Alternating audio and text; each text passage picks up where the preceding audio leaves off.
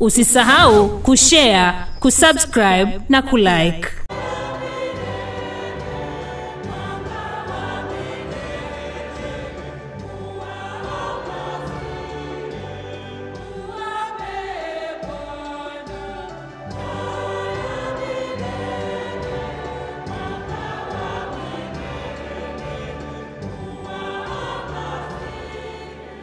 Somo la kitabu cha hekima ya Sulemani, sura ya 3 aya ya 1 hadi ya 9.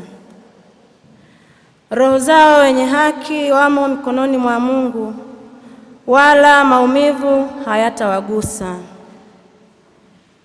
Machoni pa watu walio wajinga walionekana kwamba wamekufa, na kufariki kwao kulidhaniwa kuwa ni hasara yao, na kusafiri kwao kutoka kwetu kuwa ni uharibifu wao, bali wao wenyewe wamo katika amani. Kwa maana sababu, ikiwa waonavyo watu wanaadhibiwa, hata hivyo taraja lao limejaa kutokufa, na wakiisha kustahimili kurudiwa kidogo, watapokea wingi wa mema. Kwa kuwa Mungu amewajaribu na kuwaona kuwa wamestahili, kama dhahabu katika tanuru aliwajaribu, akawakubali misiri ya kafara.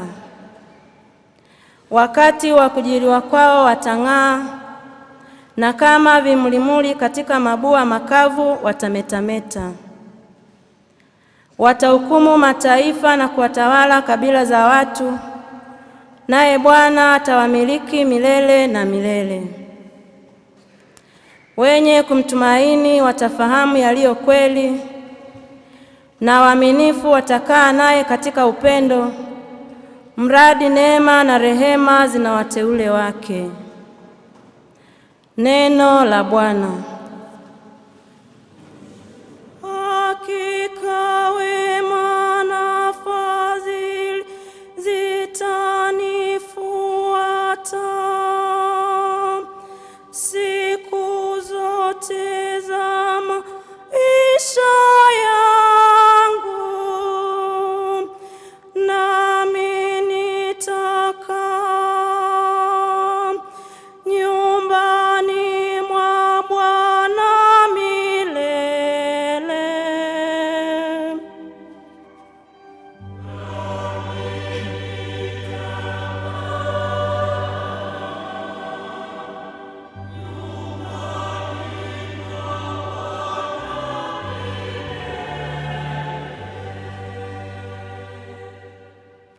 Somo la waraka wa Mtume Paulo kwa Warumi, sura ya 6 aya ya 3 hadi ya 9. Hamfahamu ya kuwa sisi sote tuliobatizwa katika Kristo Yesu tulibatizwa katika mauti yake? Basi tulizikwa pamoja naye kwa njia ya ubatizo katika mauti yake, kusudi kama Kristo alivyofufuka katika wafu kwa njia ya utukufu wa Baba, vivyo hivyo nasi tuenende katika upya wa uzima. Kwa maana kama tulivyounganika naye katika mfano wa mauti yake, kadhalika tutaunganika kwa mfano wa kufufuka kwake, tukijua neno hili, ya kuwa utu wetu wa kale ulisulubishwa pamoja naye, ili mwili wa dhambi ubatilike, tusitumikie dhambi tena. Kwa kuwa yeye aliyekufa amehesabiwa haki mbali na dhambi. Lakini tukiwa tulikuwa pamoja na Kristo, tuamini ya kuwa tunaishi pamoja naye, tukijua ya kuwa Kristo akiisha kufufuka katika wafu hafi tena, wala mauti haimtawali tena. Neno la Bwana.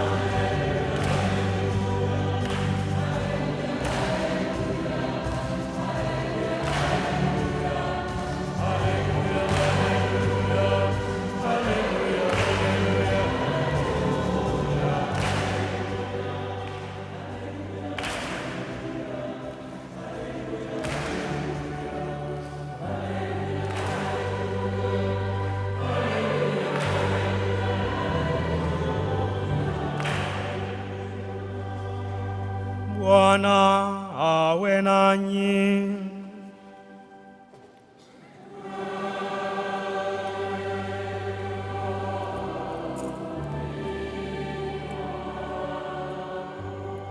Somo la Injili takatifu ilivyoandikwa na Mathayo.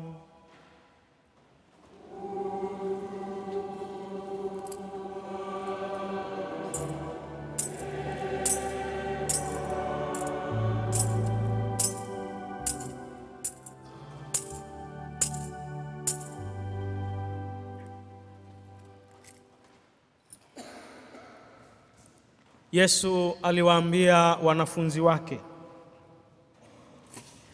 hapo atakapokuja Mwana wa Adamu katika utukufu wake na malaika watakatifu wote pamoja naye, ndipo atakapoketi katika kiti cha utukufu wake. Na mataifa yote watakusanyika mbele zake, naye atawabagua kama vile mchungaji abaguavyo kondoo na mbuzi. Ataweka kondoo mkono wake wa kuume na mbuzi mkono wake wa kushoto. Kisha mfalme atawaambia wale walioko mkono wake wa kuume, njooni mliobarikiwa na Baba yangu, urithini ufalme mliowekewa tayari tangu kuumbwa kwa ulimwengu. Njaa mkanipa chakula, nalikuwa na kiu mkaninywesha, nalikuwa mgeni mkanikaribisha, nalikuwa uchi mkanivika, nalikuwa mgonjwa mkaja kunitazama, na alikuwa kifungoni mkanijia. Ndipo wenye haki watakapomjibu akisema, Bwana, ni lini tulipokuona una njaa tukakulisha, au una kiu tukakunywesha? Tena ni lini tulipokuona mgeni tukakukaribisha, au uchi tukakuvika? Ni lini tena tulipokuona mgonjwa au kifungoni tukakujia? Na mfalme atajibu akiwaambia, amin nawaambia, kadiri mlivyomtendea mmojawapo wa hao ndugu zangu walio wadogo, mlinitendea mimi. Kisha atawaambia na wale walioko mkono wake wa kushoto, ondokeni kwangu mliolaaniwa, mwende katika moto wa milele aliowekewa tayari Ibilisi na malaika zake. Kwa maana nalikuwa na njaa, msinipe chakula, nalikuwa na kiu, msininyweshe, nalikuwa mgeni, msinikaribishe, nalikuwa uchi, msinivike, nalikuwa mgonjwa na kifungoni, msije kunitazama. Ndipo hao pia watajibu akisema, Bwana, ni lini tulipokuona wewe una njaa au una kiu au mgeni au uchi au mgonjwa au ukifungoni tusikuhudumie?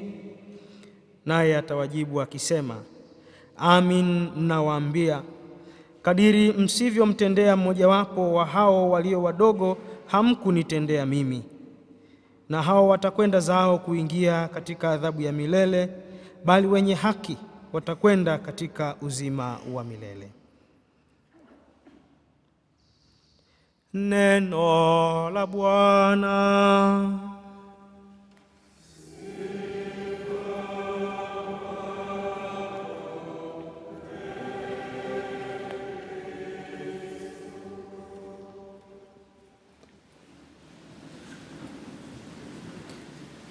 Mungu ni mwema na kila wakati. Hatujamalizia hapo mwishoni hapo. Mungu ni mwema na kila wakati. Na hiyo ndiyo asili yake. Ndugu zangu, ni Dominika ya tarehe 2 ya mwezi Novemba, ambapo katika Dominika ya leo Mama Kanisa anatualika tusali kwa ajili ya kuombea ndugu zetu marehemu.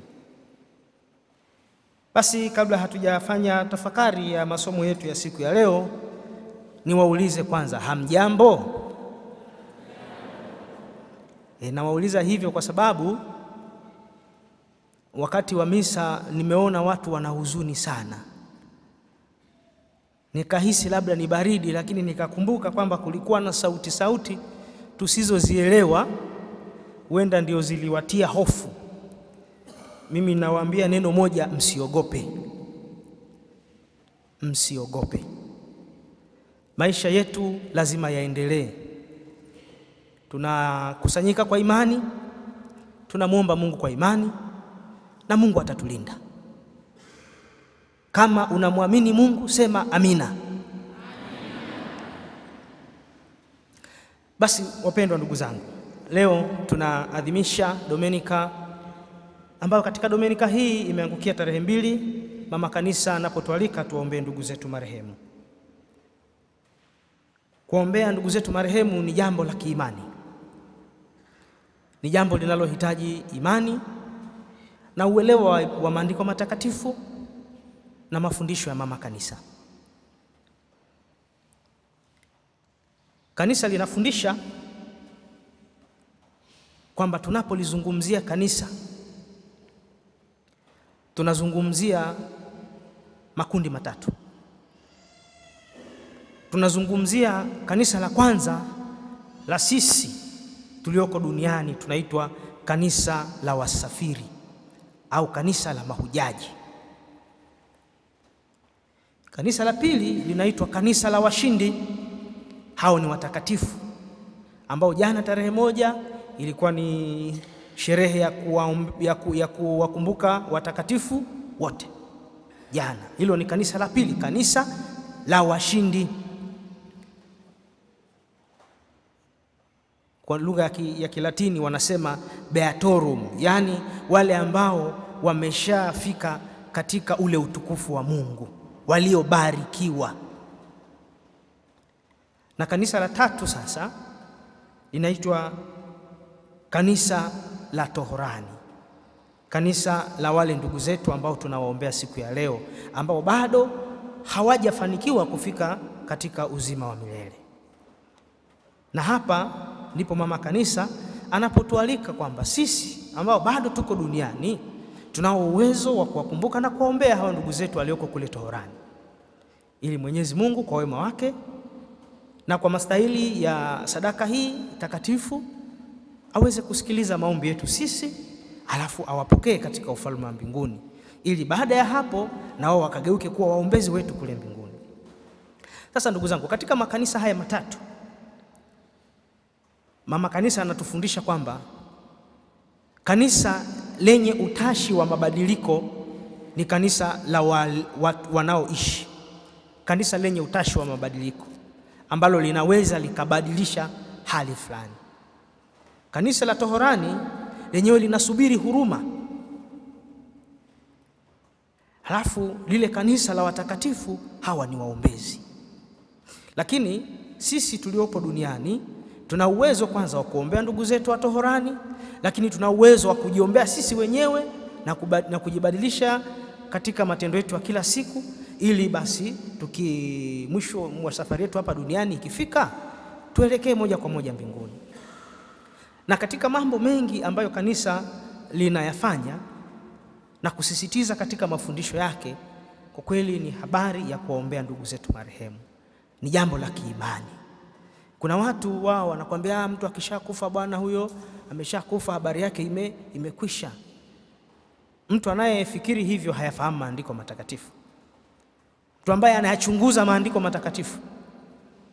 Kwa mfano, tumesikia somo la Injili, tukasikia somo la kwanza, lakini kwenye ibada ya kwanza pia ya siku ya leo tumesikia kwamba hivi kumbe kuna muunganiko wa haya makanisa yote matatu. Kwa sababu kama mwanadamu anaianza safari yake hapa duniani anaelekea mbinguni, sisi ni wasafiri wao, wale ambao wameshafika mahali fulani, lakini bado kumbe na sisi tunaweza tukaunganika nao. Na hiyo ndio sababu ya msingi ambapo siku ya leo tunawakumbuka ndugu zetu marehemu na kuwaombea huruma ya Mwenyezi Mungu. Lakini kujitafakari sisi wenyewe ambao tunaishi, ili na sisi baada ya maisha yetu hapa duniani tujipatie maisha ya milele mbinguni, ambapo ndio lengo letu la msingi. Mama Kanisa anatufundisha kwamba lengo la kila mwanadamu, kila mbatizwa, ni kutafuta utakatifu. Huo ndio wito wa msingi wa kila mwanadamu. Ukisoma katika mafundisho ya kanisa ya Mtaguso wa Pili wa Vatikani, Mwanga kwa Mataifa, Unasema wito msingi wa kila Mkristo ni kutafuta utakatifu. Kwa hiyo sisi tunautafuta utakatifu ili tutamani kwamba pale walipo wale washindi tuliowasherehekea jana, na sisi wenyewe tuende huko. Kwa hiyo kwanza inahitaji imani, lakini inahitaji uelewa mafundisho ya kanisa, kwa sababu imani pia inajengwa na uelewa zaidi tunaokuwa nao. Sasa wapendwa, katika mambo mengi ambayo pia tunaweza tukayasema siku ya leo, mimi ningependa tuseme tu mambo labda matatu.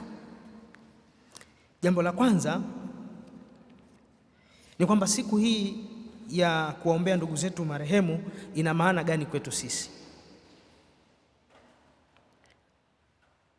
Siku ya kuwaombea ndugu zetu marehemu kwanza inatukumbusha kwamba maisha yetu hapa duniani yana mwisho. Kuna wimbo fulani maarufu sana ulikuwa unaimba, wanapenda kumuimbia marehemu kana kwamba marehemu anatuimbia, anasema hivyo ulivyo wewe ndivyo na mimi nilikuwa, na hivi nilivyo sasa ndivyo na wewe utakuwa. Basi ule wimbo ukiimbwa, kuna mahali watu wakaomba ule wimbo usiimbwe kwa sababu anasema unawatia mashaka. Lakini kifo ni uhalisia katika vitu ambavyo tuna hakika navyo. Maandiko yanasema kwamba aliyezaliwa basi mwisho wa siku na yeye atafanyaje? Atakufa. Kwa tuna uhakika. Lakini kanisa linatufundisha kwamba sisi, Mtume Paulo anasema, kwangu mimi kuishi ni Kristo na kufa ni faida. Kwa Mkristo, kuishi kwako katika Kristo, kufa ni faida. Kwa maana kufa ndio njia ya kuendea uzima wa milele. Kwamba ili tuende tukaonane na Mungu, basi itatupasa kuachana na mwili huu unaoharibika kwenda katika mwili wa utukufu. Ayubu baada ya kupitia mateso mengi sana, nafahamu historia ya Ayubu ambapo alipatwa na mateso mengi, mwisho wa siku mwili wake mzima ukawa ni majipu na vidonda. Anasema Ayubu mpaka ilibidi amwage majivu chini, alale kwenye majivu ili angalau apate nafuu. Kitanda hakikaliki, maumivu, mateso. Mpaka mke wake kabisa akamwambia Ayubu, unahangaika nini? Si umkufuru Mungu wako ufe. Mateso. Ni katika mateso. Somo la kwanza tulilolisikia leo katika ibada ya asubuhi. Katika mateso yale Ayubu katika hali hiyo ndipo Ayubu aliposema maneno katika uchungu, asema laiti maneno yangu haya yangeandikwa kwa kalamu ya risasi.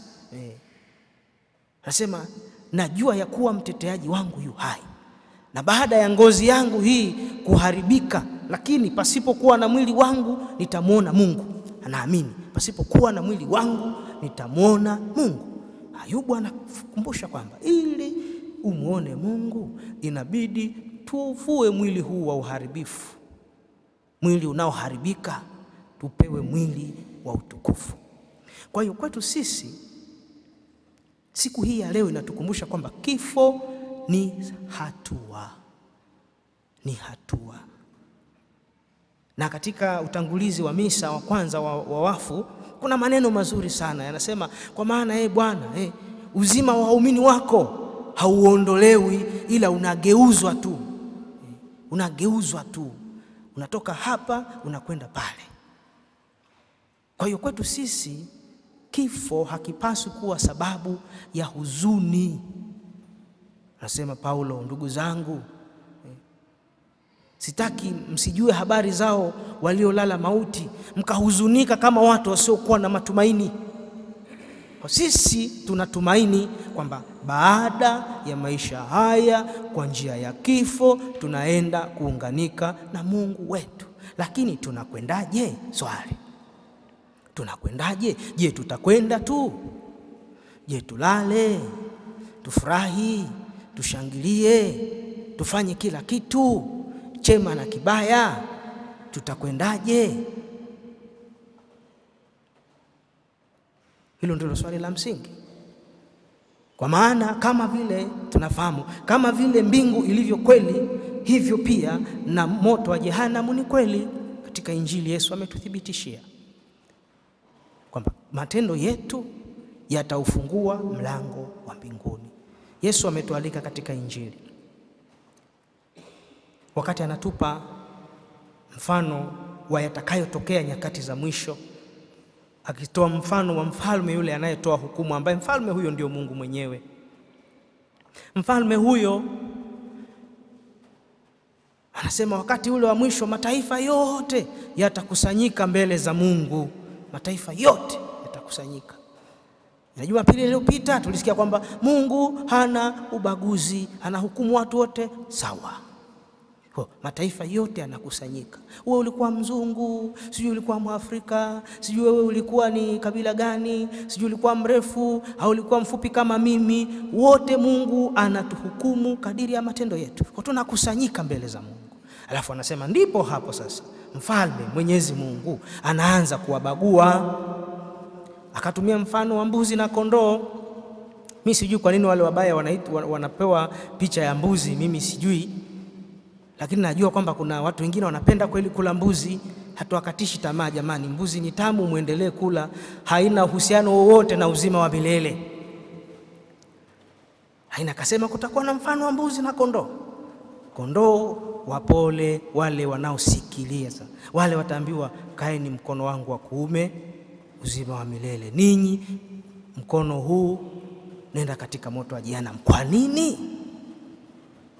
Kwa sababu kumbe siri ya ufalme wa mbinguni, ndugu zangu, ni kutenda matendo ya huruma. Matendo ya huruma. Kanisa linatufundisha kwamba maisha ya Mkristo ni maisha ya mapendo. Mapendo ni kutenda matendo ya huruma. Mambo yote aliyoyataja Yesu hapa, ambayo yalisababisha wakakaa kulia na wengine wakakaa kushoto, ni matendo ya huruma. Mambo madogo kabisa ya kila siku. Mambo madogo. Nalikuwa na njaa, mkanipa chakula.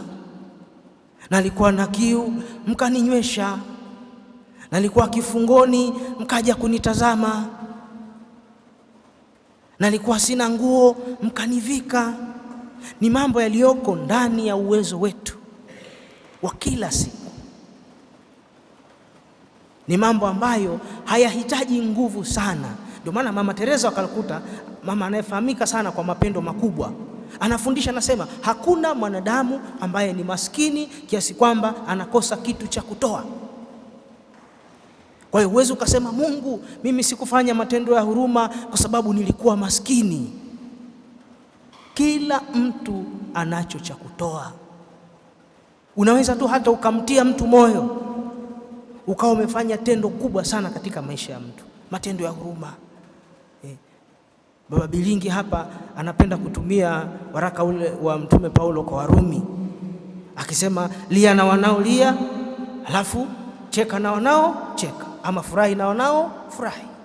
Matendo ya huruma. Unakaa katika jamii na wewe unaishi na jamii. Unaona mtu ana njaa, unamhurumia. Unaweza kumwambia mtu tu, karibu kipande cha mkate kimoja, inakufungulia mlango wa mbinguni.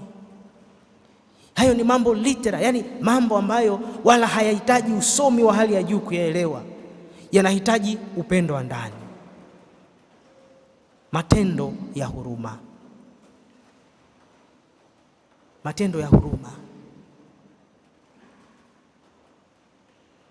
Ni mara ngapi tumewafungia wenzetu milango wanaohitaji msaada wetu? Kuna mtu ananisimulia siku hiyo, ananiambia kuna mtu alikuwa rafiki yangu sana, tulikuwa tumeshibana kwenye shida na raha za kwake, nilikuwa nashiriki. Siku moja nikapata shida, nampigia simu wala hainui. Nina shida, anisaidie kitu kidogo tu, hata simu yangu hapokei. Matendo ya huruma. Kumbe angeweza akamsikiliza tu akamwambia, bwana, ninavyotamani kukusaidia lakini labda uwezo sina. Na kuombea Mungu Mwenyezi akubariki kwa jina la Baba na la Mwana na la Roho Mtakatifu. Mungu akuondolee shida yako. Matendo ya huruma.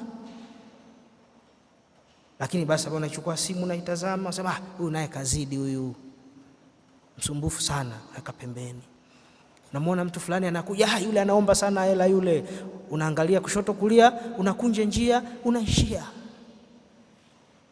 Mtu anakusalimia, shikamoo, unasema najua tu unachotaka ni hela, huna lolote. Hata hajasema shida yake. Anakuambia mimi nilikuwa nakusalimia tu, kumbe anataka kusalimie. Au mwingine anataka tu aone tu umefurahi. Matendo ya huruma ndio yanayotufungulia mlango wa mbinguni. Kwa ndugu zangu, mama kanisa anatualika tujikite katika kufanya matendo ya huruma, kuwatazama wagonjwa. Kwa mfano tuna hospitali kwa hapo DDH.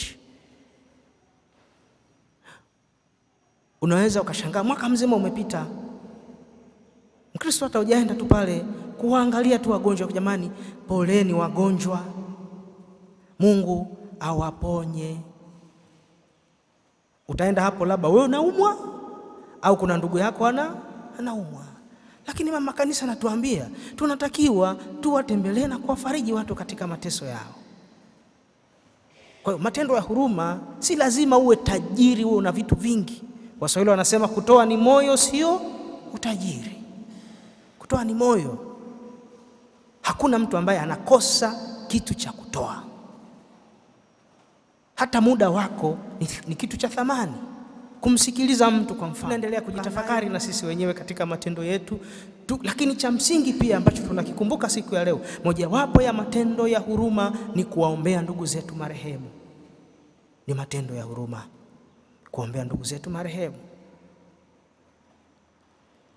Kuomba nia za misa kwa ajili ya ndugu zetu marehemu. Kutembelea makaburi yao. Kusafisha hata makaburi yao pale walipozikwa.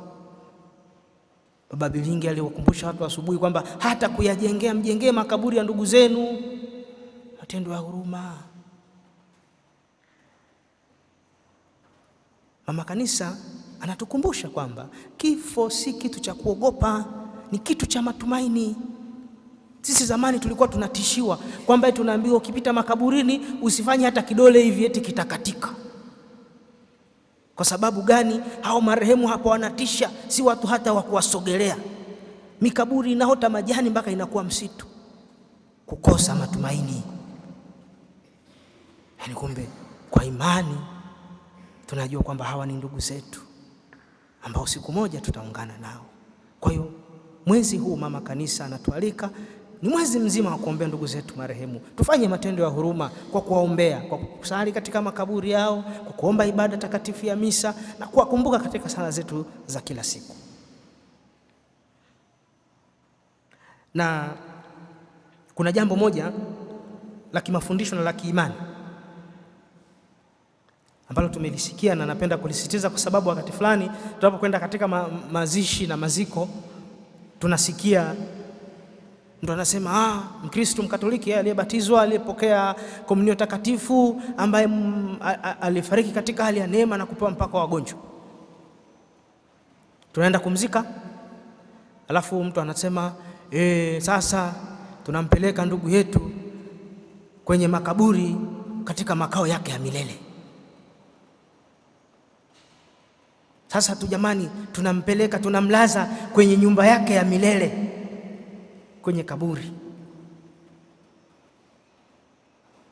Dhana hiyo sio sahihi, kwa sababu sisi tunaamini katika ufufuko. Tunaamini katika ufufuko. Kwa kama tunaamini katika ufufuko, ni kwamba siku moja Mungu atatufufua. Na tena Paulo alisema, tena ninawaambia kwamba nyie mlio hai hamtawatangulia wale waliokufa, Bwana atawafufua kwanza. Katika ufufuko. Sasa kaburini pale ni mahali pa muda, wakati tunasubiria kufufuliwa Kristo atakapotufufua. Kwa hiyo kwa Mkristo Mkatoliki unayeamini, kaburi si nyumba ya milele. Kaburi ni mahali pa muda. Kwa hiyo Mkristo Mkatoliki usije ukakosea ukisema kwamba tunampeleka ndugu yetu katika nyumba yake ya milele, ukimaanisha kule kaburini. Makao yetu ya milele ni mbinguni, Mungu atakapokuwepo na sisi ndipo tutakapokuwepo. Ni jambo lingine la mafundisho pia ni kwamba mama kanisa siku ya leo anatualika sisi makuhani na anatupa ruhusa isiyokuwa na masharti ya kusali misa 3 kwa ajili ya kuombea marehemu. Na katika misa hizo makuhani tunaalikwa tutoe kitu kinaitwa rehema kamili. Mwaka wa jubilei ambao tunaendelea nayo, iliyotangazwa na hayati Baba Mtakatifu Francis, ambapo somo lake lilitoka katika waraka ule wa Warumi sura ya 5 aya 5, tumaini halitahayarishi, kuhusu matumaini. Alitualika sana kukimbilia huruma ya Mwenyezi Mungu, lakini akatualika sana kwamba katika kama ilivyo ada ya jubilei hii ya kanisa, kuwa na hiki kitu kukiomba na kukitafuta sana kinachoitwa rehema kamili, ili ziweze kutufungulia mlango wa mbinguni. Najua mnafahamu kama Mkristo maana ya rehema kamili. Kwa hiyo leo hii pia mama kanisa atatupa nafasi ya kuwakumbuka ndugu zetu katika mioyo yetu, tuunganishe na sadaka takatifu ya altare, tuombe rehema kamili ya Mwenyezi Mungu ili aweze kuwapokea katika ufalme wake wa mbinguni. Rehema kamili. Kwa mara kwa mara, ndugu yangu Mkristo, kadiri ya nafasi, chukua hatua, omba ibada takatifu za misa kwa ajili ya ndugu zetu marehemu, kwa sababu hivyo ulivyo wewe ndivyo wao walikuwa, na hivyo walivyo ndipo siku moja na wewe utakuwa. Kadiri mlivyomtendea mmoja wapo wa hawa wadogo walio watumishi wangu, mmenitendea mimi. Kristo anatukumbusha basi tuishi kama watu wenye matumaini, tusiogopa kifo, bali tunaojua kwamba kifo ni njia ya kutupeleka katika uzima wa milele. Na kwa matumaini tuwaombee ndugu zetu marehemu waliotangulia, ili Mwenyezi Mungu awape uzima wa milele. Raha ya milele wape Bwana, wapumzike kwa amani. Raha ya milele wape Bwana, wapumzike kwa amani. Raha ya milele wape Bwana. Ndugu zetu marehemu wapate rehema kwako Mungu Mwenyezi, wastarehe kwa amani.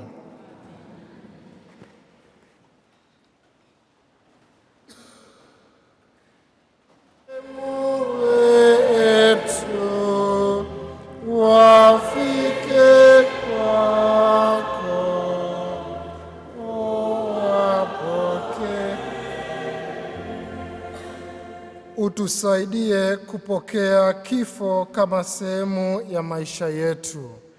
Wafike kwako, wapokee.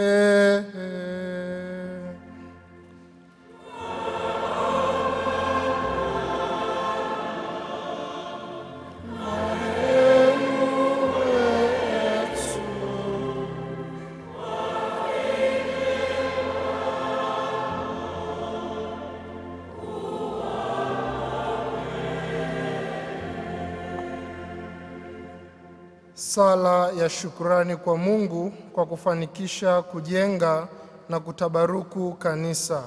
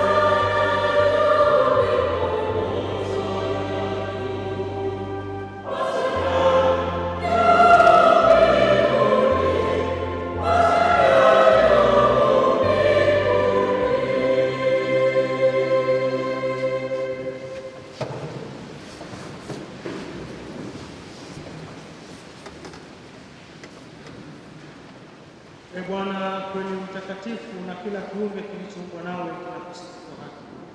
Maana kwa njia ya mwanao Bwana wetu Yesu Kristo na kwa uwezo utendaji wa Roho Mtakatifu unavitia uzima vitu vyote na kuvitakatifuza, wala huachi kukusanya watu kwako, ili toka mawe ya jua hata machweo yake dhabihu safi itolewe kwa jina lako. Basi Bwana, tunakusihi kwa unyenyekevu, vipaji hivi ambavyo tumekutolea ili uvitakase, pende kuvitakatifuza kwa Roho yako, ili viwe mwili na damu ya mwanao Bwana wetu Yesu Kristo, aliyetuamuru tuadhimishe mafumbo haya. Maana yeye mwenyewe usiku ule alipotolewa alitoa mkate na akikushukuru, aliubariki, akaumega na akawapa wafuasi wake akisema, twaeni mle nyote, huu ndio mwili wangu utakaotolewa kwa ajili yenu.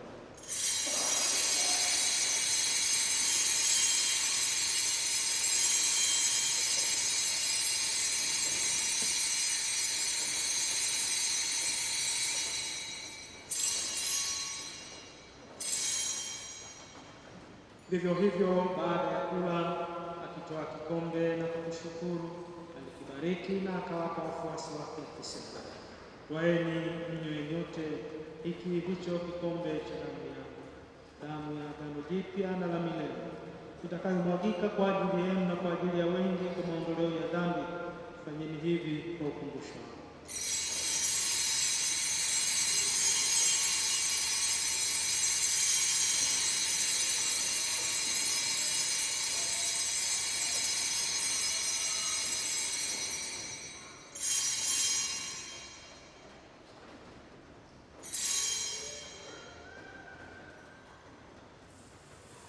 Fumbo la imani.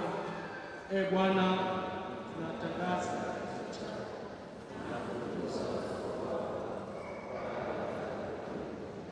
kwa hiyo Bwana, tunapoadhimisha ukumbusho wa mateso ya mwanao yaletayo wokovu pamoja na ufufuko wake wa ajabu na kupaa kwake mbinguni, na tunapotazamia ujio wake wa pili, tunakutolea kwa shukrani sadaka hii iliyo hai na takatifu.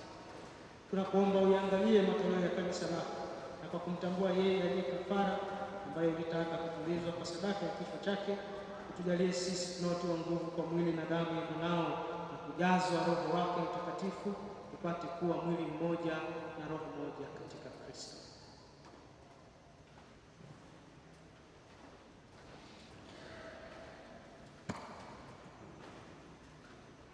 Yeye atufanye sisi kwako sadaka timilifu ya milele, ili tuweze kupata urithi pamoja na wateule wako. Kwanza kabisa pamoja na Bikira Maria mwenye heri, mama wa Mungu, na Mtakatifu Yosefu mume wake huyo bikira, na mitume wako wenye heri, na mashahidi wako watukufu, pamoja na somo wetu, waombezi wetu, na watakatifu wote ambao tegemea kupata daima msaada wa maombezi yao mbele zako.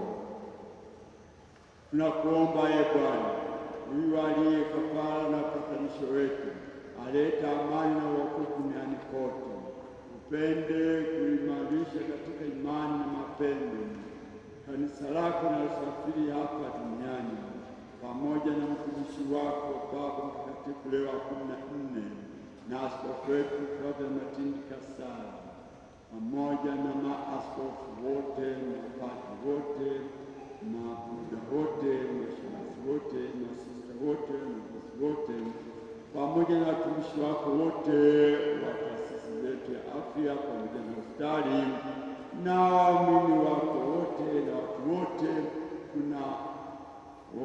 unawafanya kuwa taifa lako. Usikize kwa wema sala za jamaa hii iliyoita hapa mbele yako. Baba uliye mtakatifu, kwa huruma yako wakusanye kwako na wote waliofanyika popote duniani. Wakumbuke pia watumishi wako wote uliwaita kwako kutoka dunia hii, kwa kuwa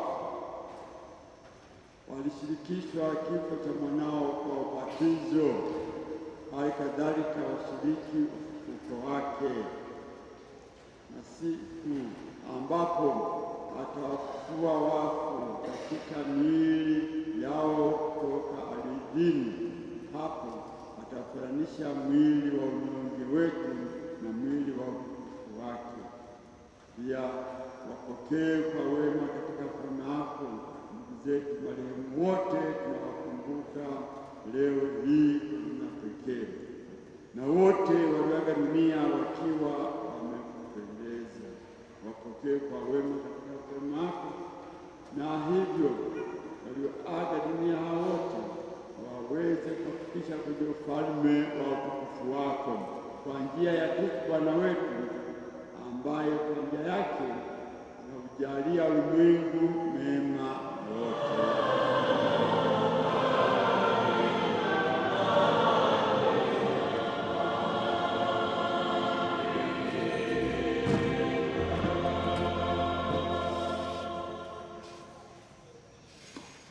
Kwa kulitii agizo la Mwokozi wetu na tukifuata mafundisho yake ya kimungu, tunathubutu kusema: Baba yetu uliye mbinguni,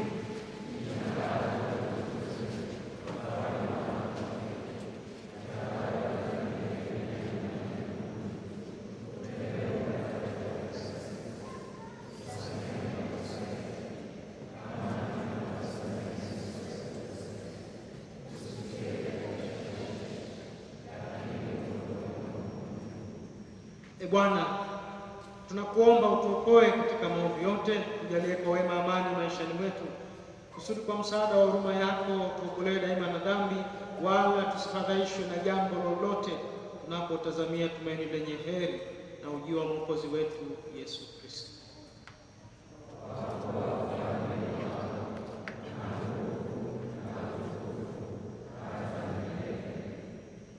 Bwana Yesu Kristo, uliwaambia mitume wako, amani nawaachieni, amani yangu nawapa. Usizitazame dhambi zetu, ila tu imani ya kanisa lako.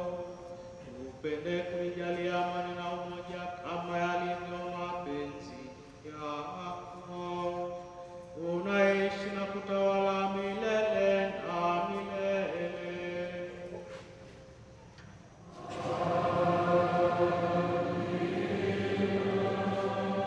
Amani ya Bwana iwe daima nanyi.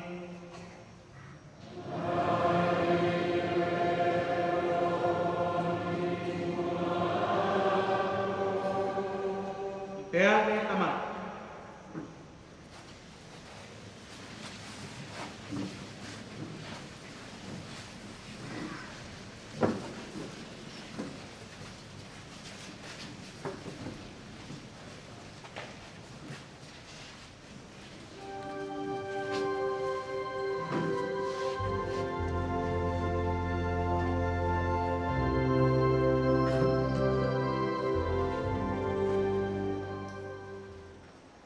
Tazama mwana kondoo wa Mungu, tazama ondoaye dhambi za ulimwengu.